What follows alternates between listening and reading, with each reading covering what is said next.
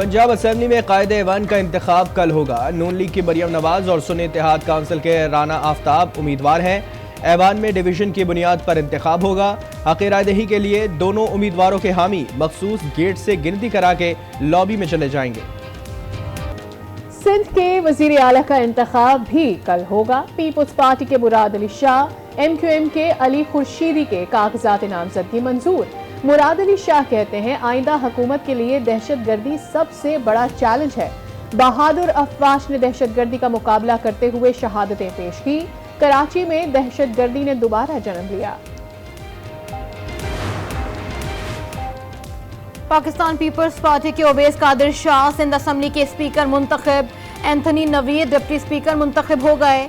9 मुंतखब स्पीकर और deputy speaker ने 111 वोट हासिल किए। 9 मुंतखब स्पीकर ओवैस शाह का तमाम अरकान असम्बली को साथ लेकर चलने का अज़्म। पहले खिताब में कहा कि ऐवान को गैर जानिबदारी से चलाएंगे, रूल्स की पासदारी करेंगे तो असम्बली 5 साल में नए संगे मील उबूर करेगी।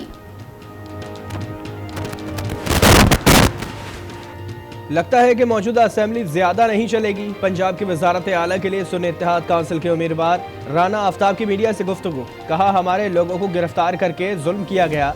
कल असेंबली में नशे में धुत लोग नारे लगा रहे थे।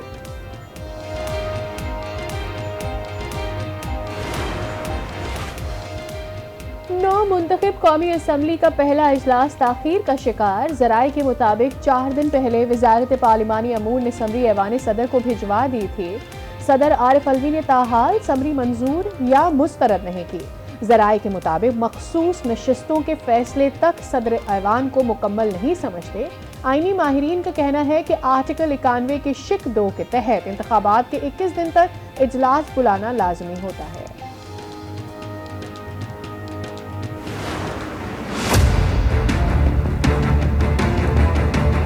मैं हैरान हूँ कि सदर मुमलिकत आरिफ अलवी साहब एक समरी सदर मुमलिकत को अरसाल की गई वज़ीर आज़म हाउस की तरफ से, जिसमें कहा गया कि सोमवार को इजलास जो है वो कॉल किया जाए 26 तारीख को, उस पर अमल दरामद नहीं हो सका और सदर साहब इजलास बुलाने से गुरेज़ा हैं। वो PTI के अरकान को ऐवान सदर बुलाते हैं और ऐवान सदर इस वक्त साजिशों का एक गढ़ बना हुआ है। ऐवान सदर साजिशों का गढ़ बन गया है।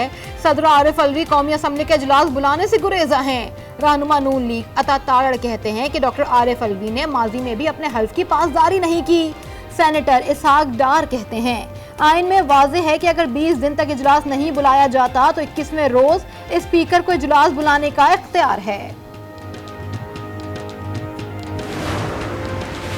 मुल्क में मुआशी इस्तेहकाम के लिए सियासी इस्तेहकाम जरूरी है। तमाम तर इख्तलाफात बालाए ताक रखते हुए कोशिश करना होगी।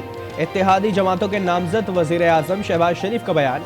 कहा मुल्क से गुर्बत, बेरोजगारी और जहालत के खात्मे के लिए मिलकर जद्दोजहद करना होगी।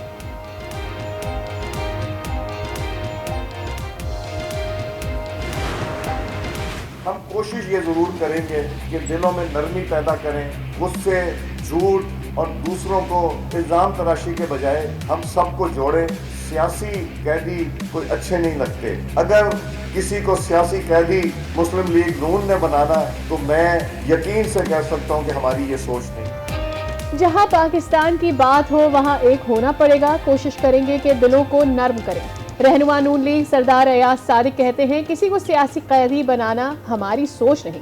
ख्वाजा साद रफीक कहते हैं हार जीत खेल का हिस्सा है। हम वो जबान इस्तेमाल नहीं करेंगे जो तहरीक इंसाफ की है।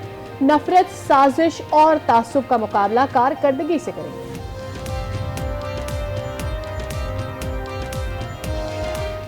जीत हार खेल का हिस्सा है। हमें ये मशवरा दिया जा रहा है कि जो जबान PTI की है वो जबान हम इस्तेमाल करें, और वो चाहते हैं कि मुस्लिम लीग नून की लीडरशिप भी यही करे। हमने ये नहीं करना, ये हमारा धर्म नहीं है, ये हमारा रास्ता नहीं है।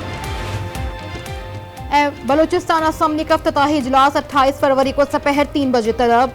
स्पीकर जान मोहम्मद जमाली 60 से जायद 9 मुंतखब अरकान से हल्फ लेंगे। स्पीकर और डिप्टी स्पीकर का इंतखाब भी इसी रोज मुतवक्के। मखसूस नशिस्तों के नोटिफिकेशन के बाद पाकिस्तान पीपल्स पार्टी 18 नशिस्तों के साथ बड़ी जमात बन गई। 17 नशिस्तों के साथ मुस्लिम लीग नून दूसरी पोजीशन पर। 65 के ऐवान में हुकूमत साजी के लिए 33 अरकान की हिमायत जरूरी है। पीपल्स पार्टी और नून लीग की मखलूत हुकूमत को 41 अरकान की हिमायत हासिल है।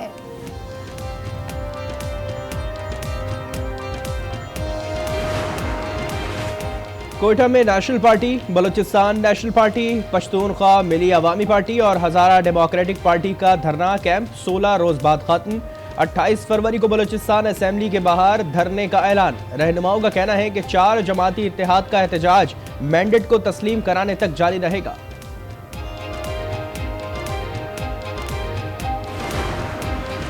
खैबर पख्तूनख्वा असेंबली का इजलास भी 28 फरवरी को सुबह 11 बजे तलब कर लिया गया। अरकान की हल्फ बर्दारी के बाद स्पीकर डिप्टी स्पीकर के इंतखाब का मरहला शुरू होगा। सुन्नी इत्तेहाद काउंसिल का असद कैसर के भाई आकिबुल्ला को स्पीकर बनाने का फैसला।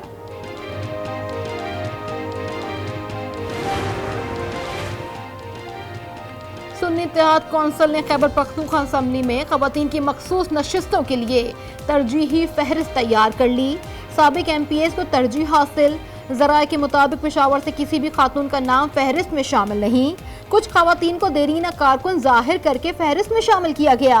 बानी PTI की मंजूरी के बाद फहरिस्त इलेक्शन कमीशन में जमा करवाई जाएगी। सिंध की 7 रुकनी काबीना मंगल को हलफ उठाएगी। पीपल्स पार्टी ने सिंध के वज़रा के नाम फाइनल कर लिए। अजरा पेचोहो, नासिर हुसैन शाह, शर्जिल नाम मेमन, मखदूम महमूद जमा, सईद गनी, ज़ियाउल हसन और जान खान शोरो काबीना का हिस्सा होंगे।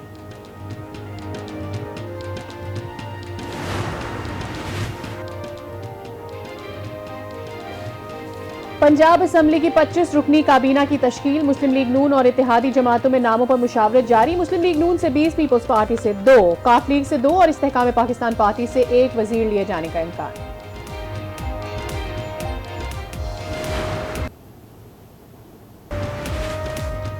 शुमाली बलाई बलूचिस्तान में यकबस्ता हवाएं। बलाई इलाकों में भी मौसम सर्द। महकमा मौसमियात के मुताबिक ईरान में मौजूद ताकतवर मगरबी सिस्टम बलूचिस्तान की जानिब बढ़ रहा है, जो आज बलूचिस्तान में दाखिल होने का इम्कान। कराची समेत सिंध के जनूबी और वस्ती हिस्सों में भी तेज हवाएं।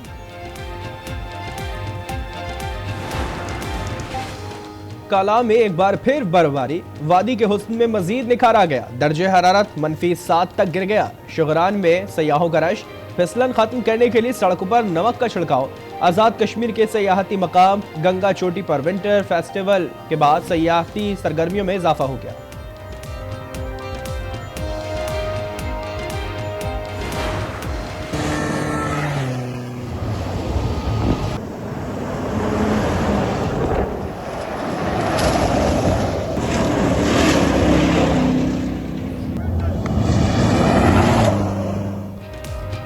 बहावलपुर के सहराई चोलिस्तान में 19वीं जीप रैली इख्तिताम पसीर। प्रिपेयर्ड कैटेगरी में बहावलपुर के जैन महमूद कामयाब। खवातीन कैटेगरी में महम फिरोज ने मैदान मार लिया। रंगारंग इख्तितामी तकरीब में मकामी फनकारों की परफॉर्मेंस और आतिशबाजी ने खूब रंग जमाया। महंगाई जो है वो दिन ब दिन बढ़ती जा रही है। हम तो सस्ती मार्केट देखकर यहाँ पर आए थे, लेकिन चीज़ें इतनी महंगी हैं कि कुछ खरीदे बगैर ही वापस जा रहे हैं। सारे लोग तंग आ गए, हमारे जैसे लोग भी काफ़ी तंग आ गए। इतना महंगाई है तो घर का खर्च पूरा नहीं होता उसमें। बाहर के मार्केट में कंपैरिजन किया है, यहाँ के भी रेट्स देखे तो कुछ फर्क नज़र नहीं आया है।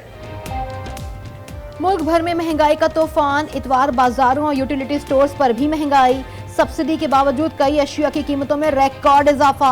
आटा, दालों, चीनी और सब्जियों समेत मुतादिद अशिया महंगे दामों फरोख्त होने लगी।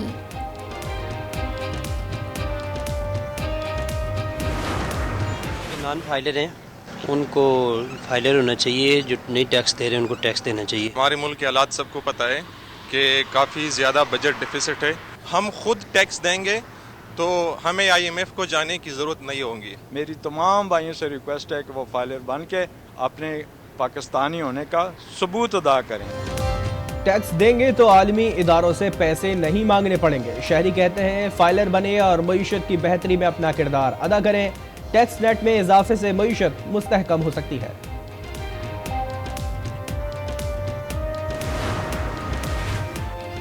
रवां साल की दूसरी कौमी इंसदाद पोलियो मुहिम का आगाज कल से होगा। 26 फरवरी से 3 मार्च तक मुहिम जारी रहेगी। 5 साल तक की उम्र के 3 करोड़ 80 लाख से ज्यादा बच्चों को पोलियो से बचाव के खतरे पिलाए जाएंगे। फैसला आज करना है अगर कल बच्चे को चलना है। Government college women university Sialkot में मौसम बहार की शजरकारी मुहिम और कल्चरल फेस्टिवल का इनेकाद। तालिबात ने खूब हल्ला गुल्ला किया।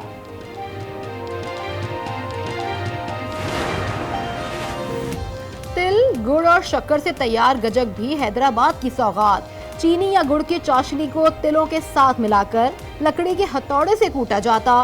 खस्ता और मुनफरिद गजक खानी हो तो शाही बाजार चले आइए। अलहमरा आर्ट्स काउंसिल लाहौर में 3 रोज़ा अदब फेस्टिवल का आखिरी रोज। मुख्तलिफ नजरियात के दानिश्वर, अदीब और शोरा की शिरकत, मुल्की और गैर मुल्की मेहमानों की भी आमद और दुआओं की कबूलियत की घड़ियां। शब बारात अकीदत और एहतराम के साथ मनाई जा रही है। मसाजिद और घरों में खसूसी नफली इबादत का एहतमाम। मसाजिद पर चिरागा कर दिया गया। सिक्योरिटी के भी खसूसी इंतजाम। प्यारों की कब्रों पर फातिहा खानी के लिए कब्रिस्तान में लोगों की आमद जारी है।